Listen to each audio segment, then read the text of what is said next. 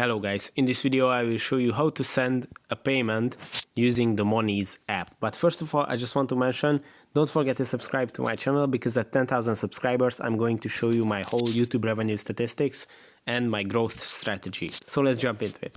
First, if you want to send a payment using the Monese app, you will have to open the app and then go to the pay section in the bottom of the screen, as you can see in the middle.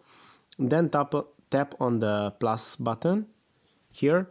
When you tap on it, here you will have to type in the name, first name, last name, the currency that you are sending, and the account name if they have a Monese account.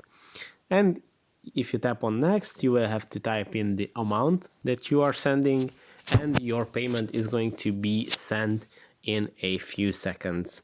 You can even send money to businesses.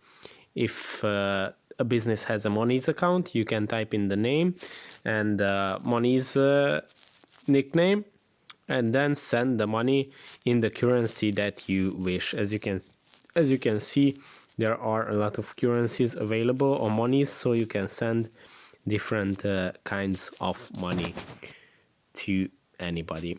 That's it for this video. Again, don't forget to subscribe and see you in the next one.